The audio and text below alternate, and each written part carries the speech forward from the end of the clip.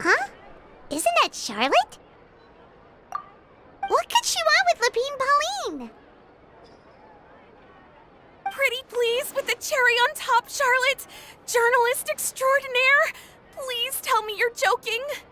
I read that a gang of criminals tricked the Gardamex by disguising themselves as blubber beasts. It's true, isn't it? It has to be! I've invested all my savings into graph adversarial technology and even taken out a sizable bank loan. I'm begging you like the beggiest beggar in all of begdom. Okay. I need you to calm down a little, Miss Lapine Pauline. I admire your passion for your research, and I don't mean to dash your hopes for those, big-ticket orders. But I'm afraid I'm not joking.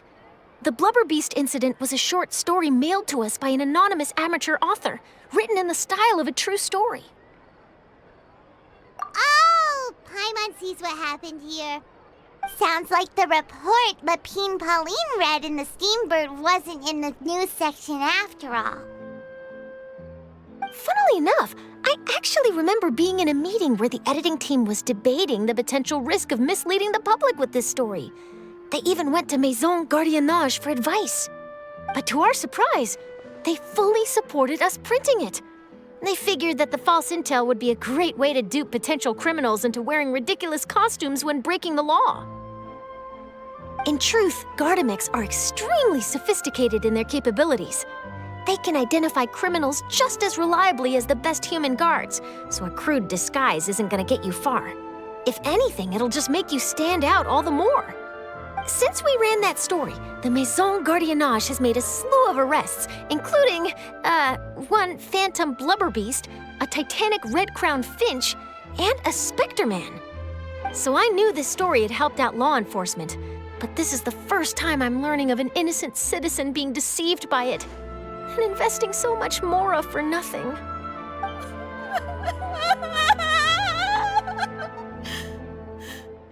Uh-oh. So Lapine Pauline's whole research project is based on a fictional story? Which means we're not gonna get a big bonus after all. But more importantly, she's gonna lose everything she's invested. Traveler! Paimon! You're back!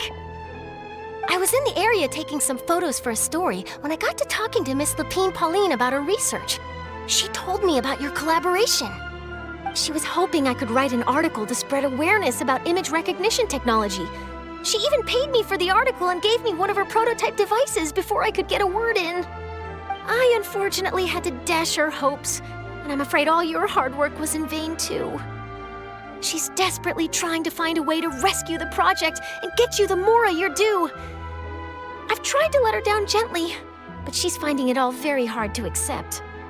This is a new situation for us too. It's such a pity. It seems like the author was only trying to make the story interesting, and the Maison Gardiennage only had Fontaine's best interest in mind. Wait, Miss Lapine Pauline, what are you doing? I'm gonna pick a fight with a Gardamek, head to the Opera at Biclès, and get a one-way ticket to the Fortress of Meropide. That way, I won't have to repay my debts. It's the only way I can afford to keep on living. Whoa, there's no need to go that far. I mean, come on, look at you. You wouldn't even dent the Gardamex armor. In all likelihood, they'd only hold you up at the Maison Gardiennage for a few days before letting you out, and then you'd still have to repay your debts. Actually, instead of going into the technicalities of that, how much did you actually invest? How bad can it really be? 270,000 Mora. Okay, well, escaping to the Fortress of Meropide over a sum like that seems like a last resort. Surely there must be other options. Not anymore. I used to be an equipment supplier to the Fontaine Research Institute before that blew to pieces, and now I'm just a small-time engineer. I scraped together some savings over the past few years, but I put every last mora into this project, and now I'm left with nothing. It's not just my savings that are gone. It's my whole future as a graph adversarial technology specialist and my dreams of becoming a billionaire one day.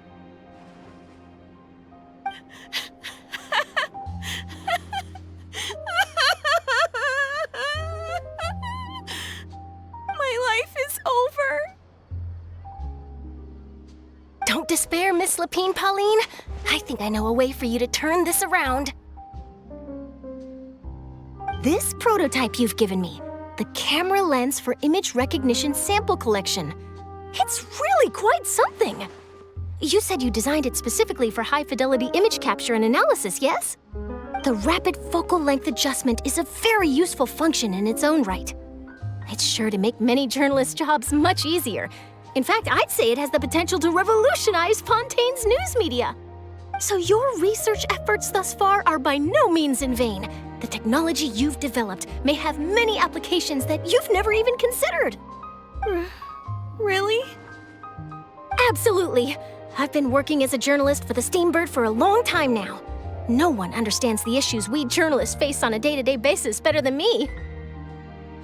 So keep calm, take heart, and start thinking about mass production. In the meantime, I'll show your invention to all my colleagues to drum up interest in your product. I can't believe it! If this is true, then I can look into setting up a whole camera lens development pipeline. My big-ticket orders and billionaire aspirations are still in the cards. Oh, maybe I should consider taking out another loan. That way, I can rapidly improve the lens production process, be the first to market, and prepare to battle for dominance in the camera industry. Come on, stop daydreaming about your pipelines for a minute. Just take it one step at a time and see how it goes. There's no sense in putting all your eggs in one basket before things are even off the ground. And I can probably speak to some people I know and license my image recognition device to a workshop to raise some funds. I can't believe I didn't think of this sooner. There's no time to lose. I need to get to work. Early bird gets the worm. Can you believe her? She just ran off. Paimon's pretty sure our advice went in one ear and out the other.